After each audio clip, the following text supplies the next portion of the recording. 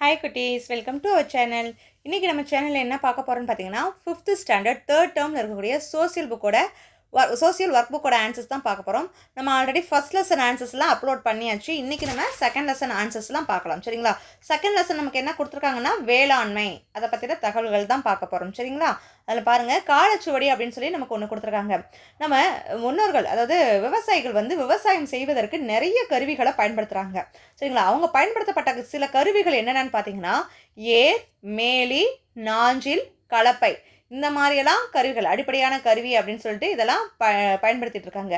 இப்போ மெயினாக நம்ம எதை பற்றி பார்க்க போகிறோம்னா, ஏர். இந்த ஏர் கையில் வச்சுருக்காங்களா இந்த விவசாயி, அந்த ஏரானது எதால் செய்யப்படுகிறது அப்படின்னு பார்த்தீங்கன்னா, ஒன்று மரத்தால் செய்வாங்க, இல்லாட்டி இரும்பால் செய்வாங்க. அதில் கீழே பார்த்தீங்கன்னா கூரிய அழகு, அதாவது அதோட முனை ரொம்ப கூர்மையாக இணைக்கப்பட்டிருக்கும். அது எதுக்குன்னா, மண்ணை குத்தி அந்த மாடு போகிற வழியில் அந்த மண்ணை கிளறி வர்றதுக்காக அதை பயன்படுத்தியிருப்பாங்க.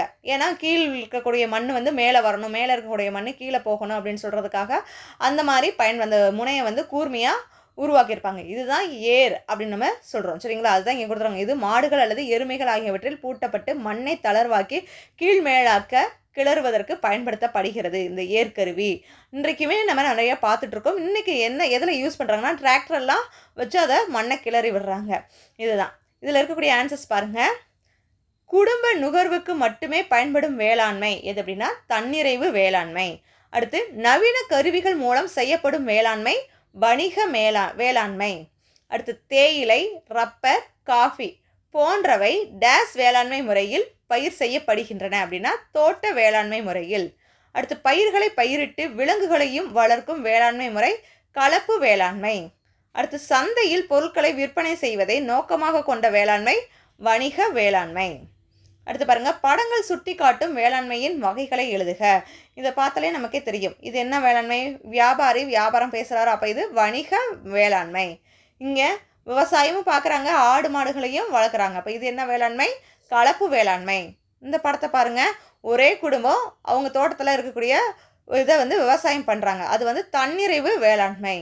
இங்கே இந்த மலை பிரதேசங்களில் வேலை பார்க்குறதெல்லாம் தோட்ட வேளாண்மை தான். சரிங்களா? அடுத்து பாருங்கள், வேளாண்மை வகைகளுடன் தொடர்புடையவற்றை டிக் செய்க அப்படின்னு சொல்லி கொடுத்துருக்காங்க. தன்னிறைவு வேளாண்மை அப்படின்னா எதுனா, சிறிய அளவிலான வயல் போதுமானது. நம்மளோட தேவைக்காக மட்டும்தானே இந்த வேளாண்மை செய்கிறோம், அப்போ சிறிய அளவிலான வயலே இதுக்கு போதுமானது. தோட்ட வேளாண்மையில் என்ன பண்ணுவாங்கன்னா, பணப்பயிர்கள் வளர்க்கப்படும். கலப்பு வேளாண்மையில் அடுத்து இன்னொன்று தேயிலை. அதுக்கு கலப்பு வேளாண்மையில் ஆடு மாடு கோழி பண்ணைகள் இதெல்லாம் கலப்பு வேளாண்மையில் இருக்கும். இன்னொன்று பொருளாதார ரீதியாக விவசாயிகள் மேம்படுவர். அடுத்து, வணிக வேளாண்மையில் வேளாண் தொழில்நுட்ப பயன்பாடு அதிகமாக இருக்கும். அது மட்டும் இல்லாமல் விற்பனைக்காக செய்யப்படும் வேளாண்மை. வணிக வேளாண்மைனாலே விற்பனை செய்யக்கூடிய வேளாண்மை தான். அடுத்து பாருங்கள், குறிப்புகளை படித்து அவற்றிற்குரிய வேளாண்மை வகைகளை எழுதுக. இதில் இருக்கக்கூடிய குறிப்புகள் பார்க்கலாமா? ஜெயபால் என்பவர் தனக்கு சொந்தமான 20 ஏக்கர் நிலத்தில் வேளாண்மை செய்வதோடு ஆடு மாடு மற்றும் கோழிகளையும் வளர்த்து வருகிறார். இது என்ன வேளாண்மை? இப்போ ஒரே இடத்துல வேளாண்மையும் செய்கிறாங்க, ஆடு மாடு கோழிகளையும் வளர்க்குறாங்க அப்படின்னா அது கலப்பு வேளாண்மை. அடுத்து பாருங்க, செல்வம் என்பவர் ஏற்காட்டில் காப்பி தோட்டமும் ஊட்டியில் தேயிலை தோட்டமும் வைத்து வேளாண்மை செய்து வருகிறார். நம்ம பார்த்தோமா, மலை பிரதேசங்களில் வேளாண்மை செய்கிறதுனாலே அது தோட்ட வேளாண்மை. அடுத்து பாருங்க, வினய் என்ற மாணவனின் குடும்பத்தினர் தங்களுக்கு தேவையான தானியங்களை சிறிய அளவிலான நிலங்களில் பயிரிடுகின்றன. இப்போ அவங்க ஒரு குடும்பம் ஒரே குறிப்பிட்ட நிலத்தில் வேளாண்மை செய்ததுன்னா அது என்ன வேளாண்மை? தன்னிறைவு வேளாண்மை. அடுத்து, கணேசன் என்பவர் தனது 55 ஏக்கர் பரப்பில் உள்ள நிலத்தில் பல வேளாண்மை தொழில்நுட்பங்களை பயன்படுத்தி விவசாயம் செய்து வியாபாரம் செய்து வருகிறார். என்னதுன்னா நவீன வேளாண்மை இல்லை வணிக வேளாண்மை அப்படின்னு சொல்லலாம். அடுத்து பாருங்க, இதில் நமது மாநிலத்தின் முக்கிய உணவு எது? அரிசி. பின்வருவனவற்றுள் பணப்பயிர்கள் எவைனா எண்ணெய் வித்துக்கள். அடுத்து, மல்லிகை, ரோஜா, சாமந்தி போன்றவை பூ வகைகள். அடுத்து பாருங்க, தமிழ்நாட்டில் அதிகமாக பயிரிடப்படும் உணவு பயிர் எதுனா நெல். அடுத்து, தமிழ்நாட்டின் முன்னணி பழப்பயிர் மாம்பழம், வாழைப்பழம். அடுத்து என்ன கொடுத்துருக்காங்க? பயிர்களை வகைப்படுத்தி பொருத்தமான இடங்களில் எழுதுக. இங்கே சில பயிர்கள் கொடுத்துருக்காங்க, கீழே உணவு பயிர்கள், பணப்பயிர்கள், பழப்பயிர்கள், பூக்கள்னு சொல்லி கொடுத்துருக்காங்க. அதுக்குண்டான கட்டங்களில் எழுதலாமா? உணவு பயிர்கள்னால் என்னென்ன வரும்னா, நெல், சோளம், கம்பு, துவரம் பருப்பு, கடலைப்பருப்பு, உளுத்தம் பருப்பு, கொள்ளுப்பயிறு, பச்சை பயிறு, இதெல்லாம் உணவு பயிர்கள் கிட்ட வரும். அடுத்து பணப்பயிர்கள்னு பார்த்தீங்கன்னா பருத்தி, தேயிலை, ரப்பர், காபி, கரும்பு. பழப்பயிர்கள் அப்படின்னா மா, வாழை. பூக்கள் அப்படின்னு பார்த்தீங்கன்னா சாமந்தி, மல்லிகை, செவ்வந்தி, ரோஜா. சரிங்களா? அடுத்து என்ன கொடுத்துருக்காங்க, புதிருக்கான விடையை கண்டுபிடித்து எழுதுகன்னு சொல்லி கொடுத்துருக்காங்க. என்னென்ன புதிர்கள் கொடுத்துருக்காங்கன்னு பார்க்கலாமா? பாருங்க, மஞ்சள் நிற கவசம் அணிந்திருக்கும், கவசத்தோடு இருந்தால் விதையாகும், கவசத்தை நீக்கினால் உணவாகும். அது என்ன அப்படின்னா நெல். நெல் அந்த மாதிரி தானே இருக்கு. அடுத்து பாருங்க, காய்க்குள் ஒளிந்திருப்பேன், வெடித்த பின் ஆடைக்கு நூலாவேன், நான் யார்? பருத்தி. அடுத்து என்னை தேடி வரும் எறும்பு, என் பெயரோ கரும்பு. அடுத்து கடுகை போல் நான் இருப்பேன், வெடிக்க மாட்டேன், சுவையான உணவாவேன், நான் யார்? கேழ்வரகு. அடுத்து பாருங்க, கருப்பு மாடு குளிக்க போச்சு, குளித்த பின்னே வெள்ளையாச்சு, அது என்ன? உளுத்தம் பருப்பு. அடுத்து பச்சை குப்பிக்குள் மஞ்சள் முத்துக்கள், அது என்ன? மக்காச்சோளம். அடுத்து காயை துருவ பூவாகும், காய்ந்த பின் பிழிந்தால் எண்ணெய் ஆகும், அது என்ன? தேங்காய். அடுத்து இரவில் மலரும் பூ, எப்போதும் மணக்கும் பூ, அது என்ன பூ? மல்லிகை.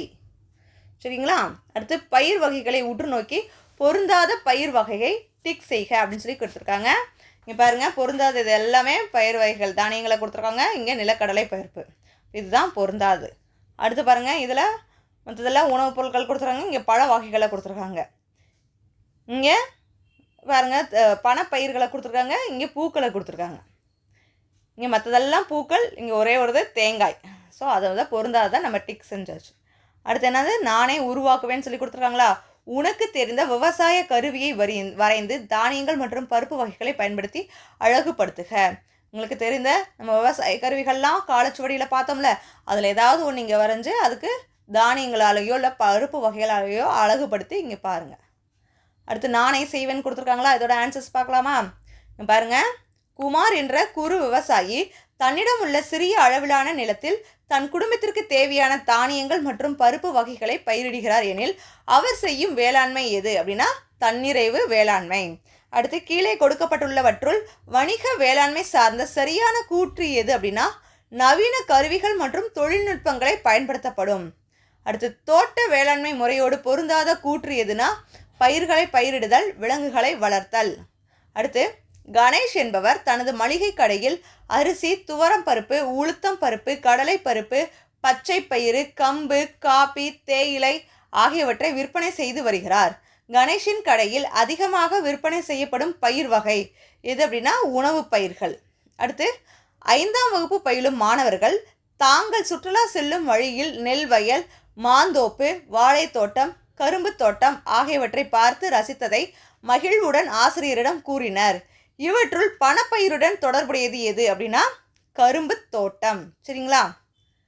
அடுத்து பத்திகளை படித்து வினாக்களுக்கான சரியான விடையை தேர்ந்தெடுத்து விடைத்தாளில் நிழலிடுக அப்படின்னு சொல்லி கொடுத்துருக்காங்க. இந்த பத்தியை படித்து பாருங்க. கீழே கேட்கப்பட்ட வினாக்களுக்கு விடையளிக்கலாமா? பாட்டி கொண்டு வந்த பொருட்களுள் பருப்பு வகையை சேர்ந்தது எது அப்படின்னா உளுத்தம் பருப்பு.